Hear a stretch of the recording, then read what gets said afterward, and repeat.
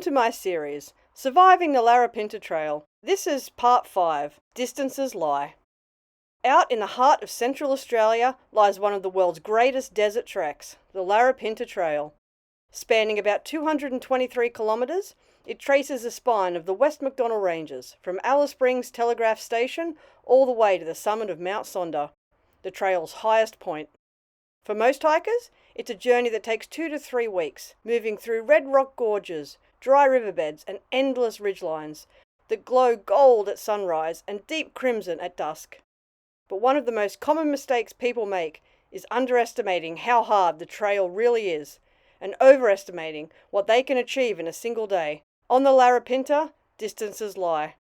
The reality of steep climbs, technical scrambles, and long remote stretches can humble even experienced walkers, where a 13-kilometre section might feel like an endless death march. On paper, trail notes show sections of 10 kilometres, 13 kilometres, 15 kilometres. For seasoned hikers, those numbers sound like a half-day stroll. But the Larapinta is different. Every kilometre is earned with sweat, grit and time. 20-kilometre days are absolutely brutal. The terrain is rocky and uneven, with sharp quartzite ridges that shred boots and test balance. Climbs are steep, descents are punishing, and the constant up and down drains your legs far faster than a smooth track ever could, and the intense heat, even in the winter months, drains you. What looks like a modest day can quickly become a 10-hour grind. Days that looked fine on paper, but were impossible in reality. The trap is thinking in kilometres, not in effort. People who plan to finish the trail in 10 days, averaging over 20 kilometres a day, are wrecked. Blisters, sore knees, total exhaustion. They miss so much of the trail. Add in rest days, or shorter sections to recover, and enjoy all the side trips. Give yourself the gift of time. The trail isn't a race, it's an experience. And it's not just the physical toll, it's the mental strain of underestimating a section, and it can break morale. Imagine thinking you'll be in camp by lunchtime, only to realise at 3 p.m. you still have hours to go, and there's a thunderstorm looming in the distance. Your water is running low, the sun is fierce, and your energy is gone. Every step feels heavier, every climb just that much more steeper, and the gap between expectation and reality eats away at you. So why do people misjudge the trail? Partly because the Larapinta doesn't look that extreme on a map. The distances are short, resupply points are regular, and there's a clear line from start to finish. But the conditions are deceptive. The heat, the exposure, the constant climbing, they multiply the difficulty. And another reason is overconfidence. Fit hikers from cities or coastal tracks think, I can run marathons, I can handle this.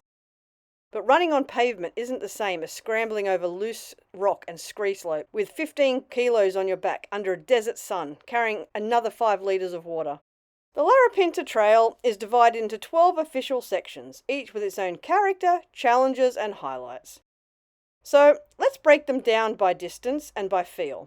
Section 1 runs from Telegraph Station to Simpsons Gap, a gentle introduction, about 23 kilometres. It follows the old river course, lined with ghost gums and spinifex, and gives you that first taste of desert air. A highlight of this section is Euro Ridge. You get some incredible views of Alice Springs. Section 2, the Simpsons Gap to Jay Creek, is about 25 kilometres and starts to climb. You'll notice how the land rises and folds, the ranges closing in, the track narrowing, the horizon stretching out behind you. The ridgelines rise, the shade disappears, and you start to feel the scale of the landscape. Many walkers split sections 1 or 2 into 2 shorter, manageable days, staying at either Wallaby Gap, Mulga Camp, or both.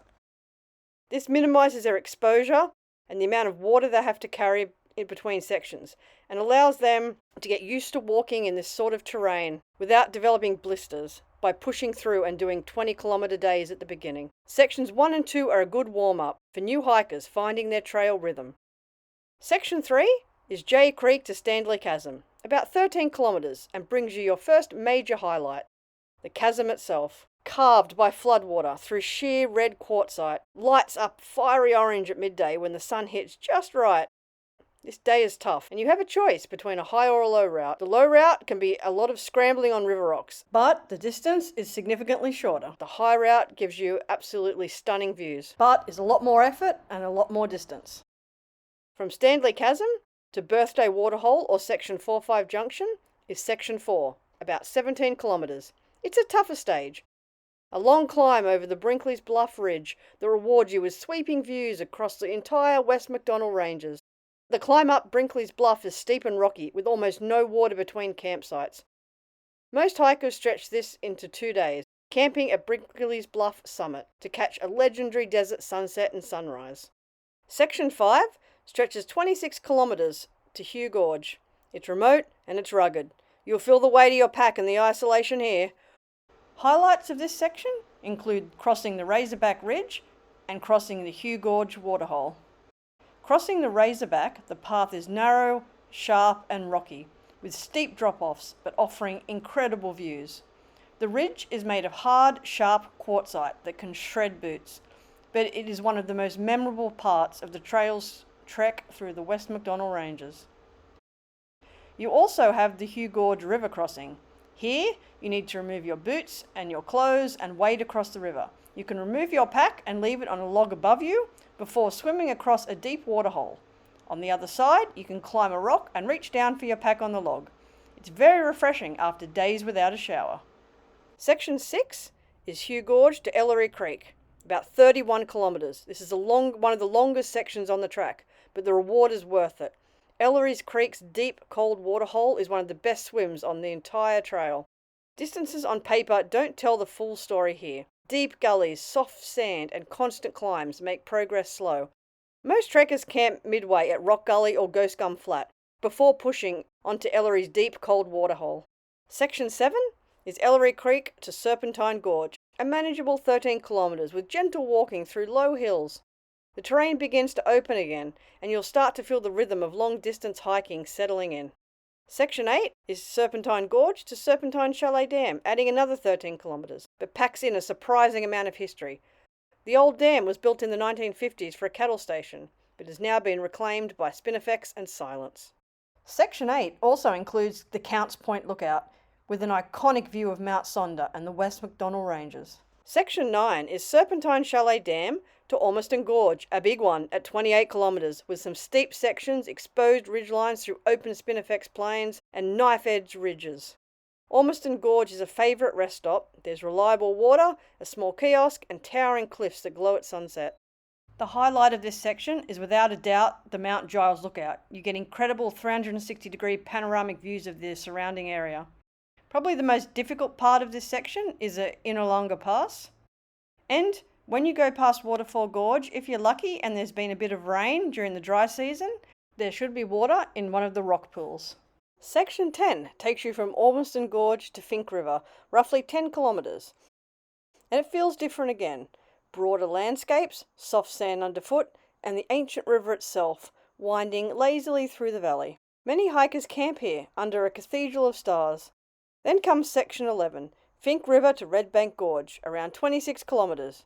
A highlight of this section is Hilltop Lookout, with incredible views of Mount Sonder. Many choose to camp overnight here, because the sunsets and the sunrises are incredible. And of course, you have to do the side trip to Red Bank Gorge. It's about a 2-kilometre return trip from the trailhead shelter. And finally, Section 12, the climb to Mount Sonder, just 15 kilometres return, but it's steep, rocky, and best tackled before dawn. Standing on the summit as the sun spills over the desert is pure magic. The perfect full stop to an incredible journey. It's steep and stony, and most hikers start around 3 or 4 a.m. to reach the summit by sunrise. Along the way, campsites are spaced roughly 10 to 20 kilometres apart. Most have a shelter, a water tank, toilet, and a place to pitch your tent. Some are near road access points, handy if you're hiking sections. Hikers often average 15 kilometres a day, adjusting for heat, terrain, and daylight. The Larapinta rewards patience, steady steps, early starts, and plenty of rest at midday. The consistent advice from veterans is this: plan conservatively. Expect each section to take longer than the notes suggest. Build in rest days, and don't let your pride or your schedule push you to exhaustion. And remember, the Larapinta isn't about speed, it's about immersion. The extra time lets you enjoy side gorges, swim in waterholes, and actually notice the wildflowers, instead of stumbling past them. Every kilometre of the Larapinta Trail tells a story of country, endurance, and connection.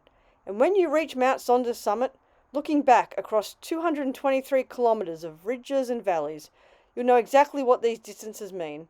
Whether you walk one section or all 12, you'll finish with a new respect for distance itself, and how far you can go on your own 2 feet, and how vast and ancient this landscape really is. You'll understand why so many hikers say the Larapinta Trail doesn't just measure distance, it measures character.